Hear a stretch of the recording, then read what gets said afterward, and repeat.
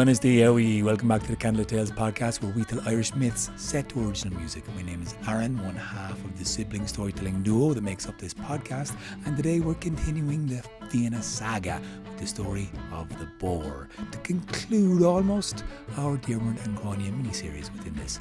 One more to go. And if you want to go back to the start of the Fianna Saga, go all the way back to episode 254 of the Candlelit Tales podcast. This one is told by both of us. And to listen to the reflections and the chats and to support this podcast, you can join the Candlelit crew by following the links in the description below. But for now, here's Urca. Let's tell him a story, will we?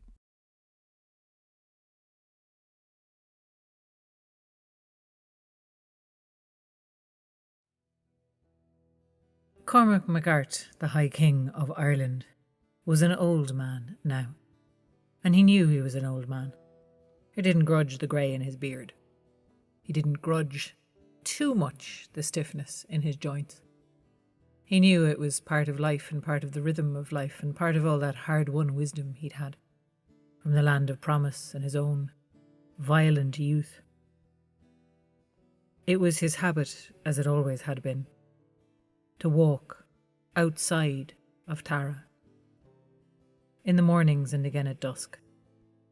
These walks had gotten slower over the years, and now Cormac found himself looking at the ground, picking his way carefully through the roots and the little tussocks of grass. He could see how old men acquired that stoop in their shoulders, though he always tried to straighten himself up when he thought about it. And as he was making his way, he saw a strange shimmer in the air, familiar to him. He wondered if it was his old friend Manannán come to take him away to the land of promise. But it wasn't. It was a familiar face.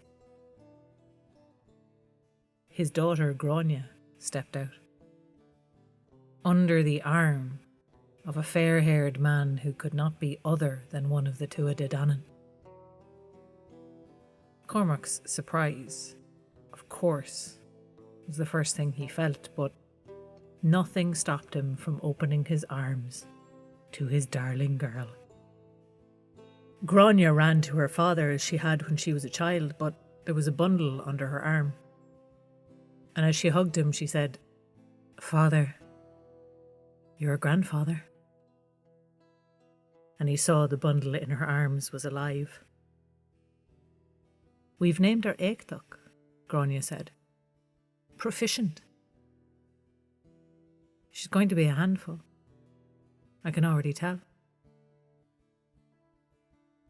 And Cormac held his daughter and his granddaughter and beamed at the two of them. It took a moment before he could trust his voice to speak. And then he said, "Well, what are you going to do, Gráinne? What are you going to do now?" And Gráinne looked up at him and said, "We can't keep going as we've been going. I can't run through bogs with her. I don't want her to grow up that way," looking over her shoulder. Very gently, Cormac MacArt said, "Are you asking for my help?" And he could see that stubbornness in Gráinne, that she hesitated. Even now. But then she said, Yes, I'd go to Fionn McCool myself directly, but he wouldn't speak to me. We need someone to mediate. And I suppose you could mediate that."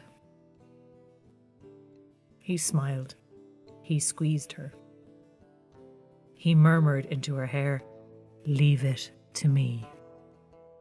And he sent her back with Angus Og, to step back into a sunbeam and to go back to wherever it was in Ireland that the taoi de Danann and Diarmuid and Gráinne were hiding her. And then, with a little more briskness in his step, he turned back to Tara.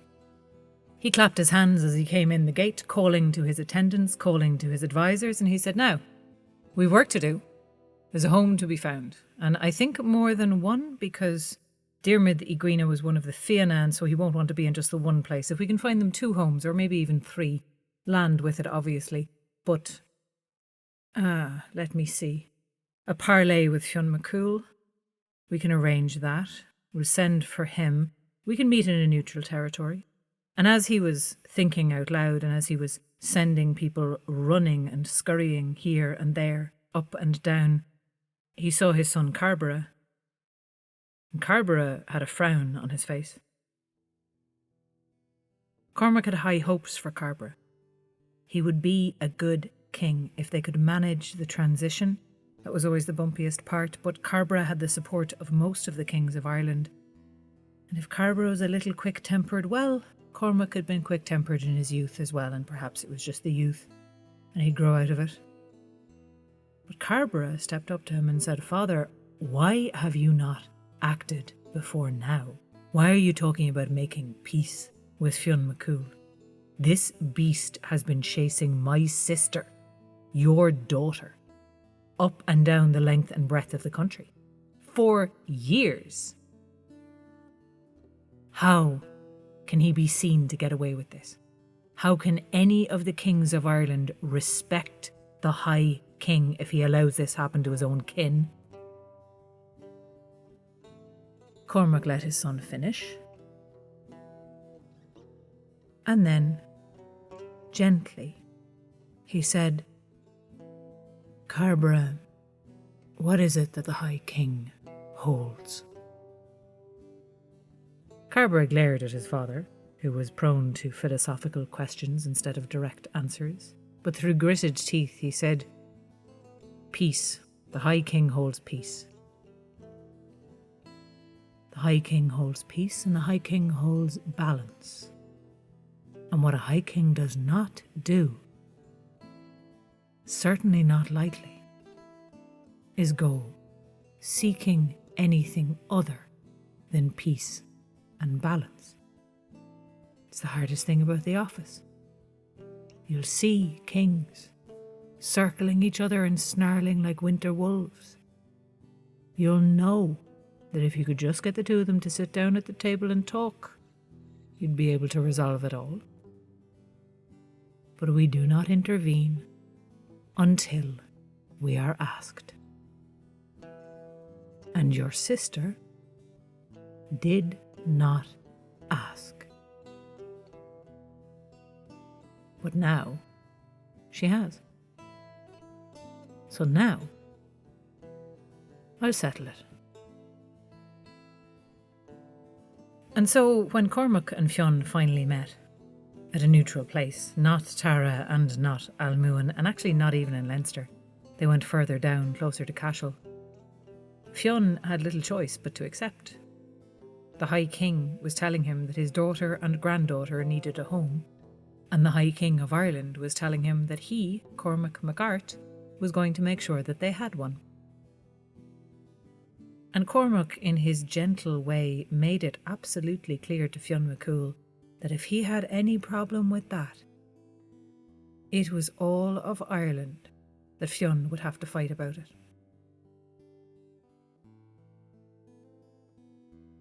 Fionn saw the High King of Ireland in a new light. He felt his bones so weary. He felt the wrinkles in his hand as he looked at them, so much older now than they were when he had burnt that thumb on the salmon of wisdom. And it seemed to glimmer and request and beg for it to be placed between his lips, but he had not done this for countless moons now. Perhaps he had thought he knew it all. But as he looked at that thumb which had that sacred burn on it, he gradually placed it between his lips. And he knew there and then it was time to stop the pursuit of Diarmuid and Gráinne.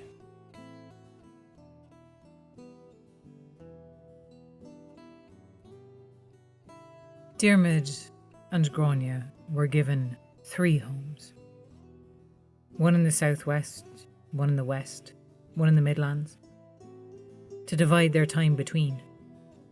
They were both of them by now too used to travel. Gráinne to the roads as always, Diarmuid to the wild places. And having 3 homes to divide their time, well, it was enough responsibility and enough work and enough variety that it left them both content and happy. Diarmuid settled into being a family man. And Gráinne was able to take up her old life again, or near enough, with Éachtaich soon joined by younger brothers, who trailed after their big sister like eager puppies, wanting to impress her. She was hard to impress.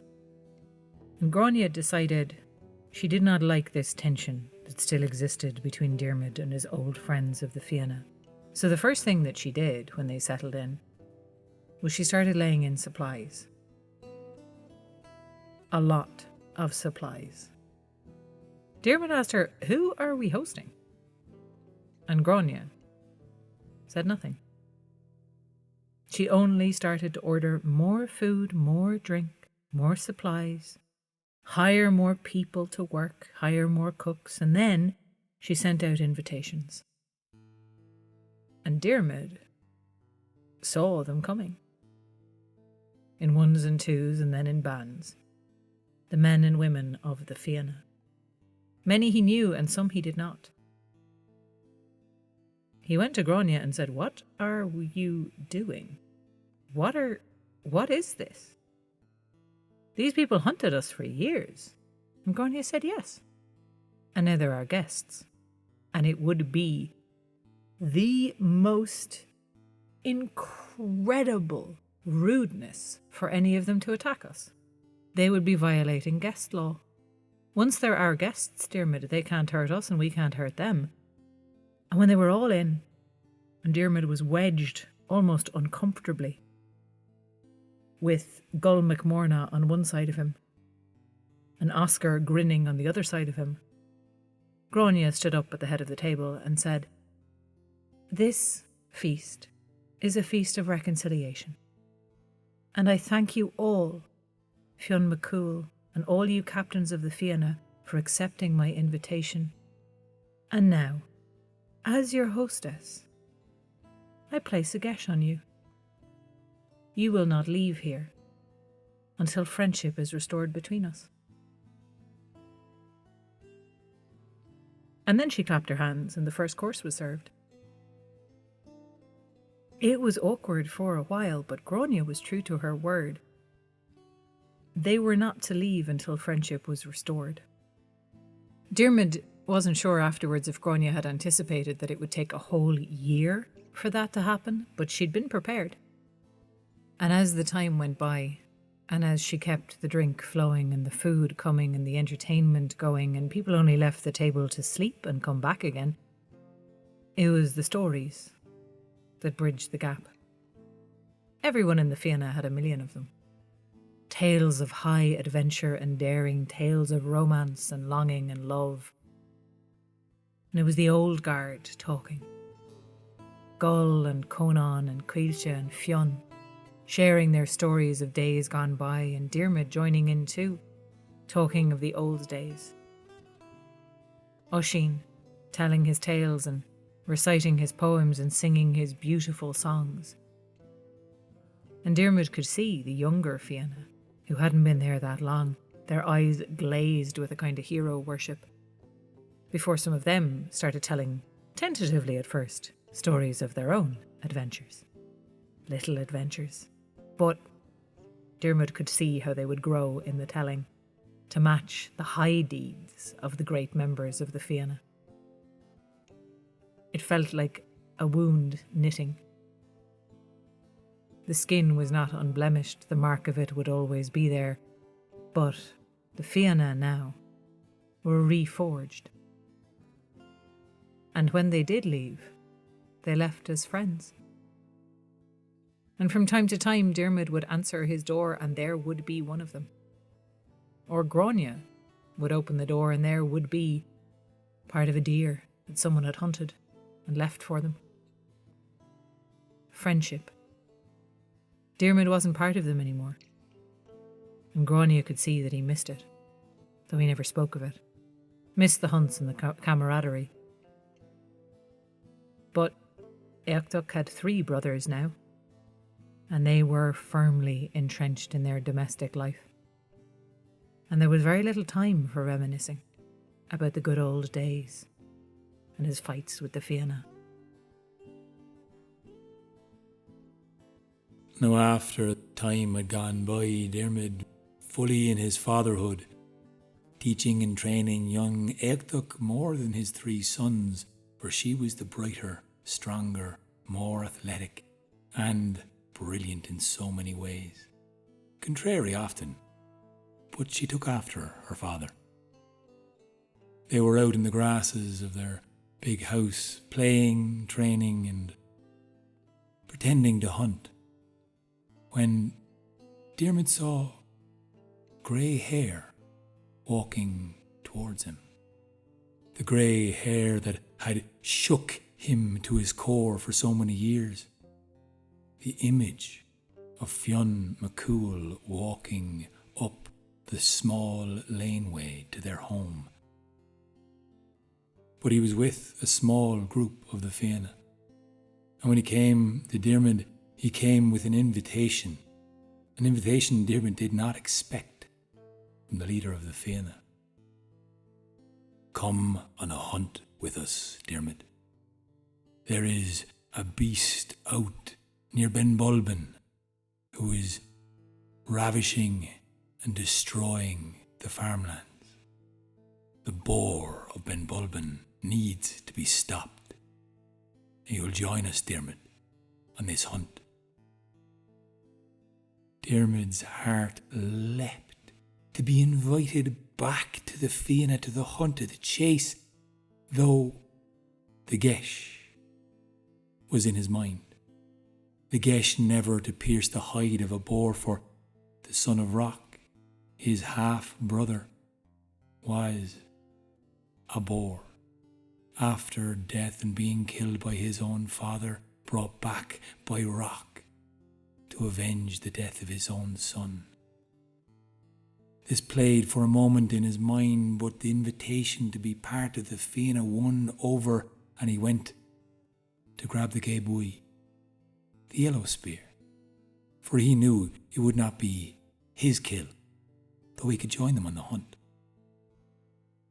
Éachtach looked at him, questioning his decision to take the yellow spear.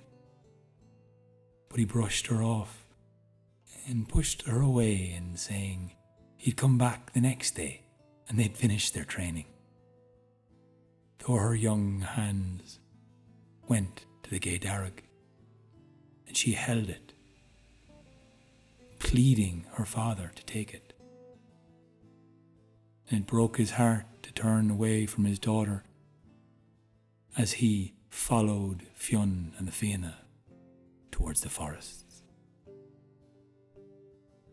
The sun began to rise as they were all camped out in the woods, looking up at that steep cliff face of Benbulben, tracking this boar into the wilderness and the wild places. And as the light came into the land, Diarmuid heard it first, the grunting, the shuffling of hooves, the grunting of this wild boar. And suddenly, out of the trees, out of the darkness in the bushes, came lunging the boar of Benbulben, tusks flaying and grunting, savage as it mowed through the Fianna, but it darted and dodged their blows and made a direct line for Diarmuid, who tried his best to get out of the way, but it gouged Diarmuid's guts with his sharp boar tusk. And he fell to the floor as he grabbed the end of his spear and dashed the brains of what he knew was the son of Rock in his arms. his foster brother had finally found him and given him a death blow, vengeance for the death of the son of rock. He lay there panting, barely breathing, the dead boar in his arms, his hand on his guts spilling out, blood seeping into the ground. He looked at Fionn, pleading then, "Give me a drink from your hands, please." The rest of the Fianna looked at Fionn McCool, knowing the magic in Fionn's thumb gave him the wisdom of the other world, but also a healing touch. To clasp any water in his hands and pour it into the mouth of any injured man or woman would relieve them of all wounds or sickness. And so he had the power and he had the eyes of the Fianna on him, and Diarmuid had come on this boar hunt at Fionn's request. Did Fionn know always what would happen? He turned and walked as if in a dream towards the nearest stream. He bent down low and pooled the water into his hands, clasping it to make a small amount of water hold and stick in between his hands as his thumb lingered into the water to infuse it with that magic. And as he walked back to where Diarmuid lay on the floor, his heart began to beat once more with rage, with anger and with fury. And by the time he got to Diarmuid's side, he had let the water trickle out of his hands. And there was nothing left but the gaze and the shock and the horror and the expressions of the Fianna as they looked at Fionn McCool. Would he really let Diarmuid die? Fionn turned once more and repeated this process, walking back to the stream, cupping the water in his hands, magically making it healing as he walked back towards Diarmuid. But once more that anger rose in him as he left the water trickle next to Diarmuid, who looked at him, blinking and weak near death's door. All he could say was, "Please." In that moment, he saw his foster son. He saw the boy he had raised, the great hero that had done everything in his might to do what he was told to do and what he had to do. So Fionn turned once more, rushed to the edge of the stream, pooled the water, and rushed as fast as he could, not dropping a single drop as he poured the water into Diarmuid's mouth. The rest of the Fianna had turned away, for they had seen Diarmuid breathe his last breath, and no magic water could return life to Diarmuid's still and dead body.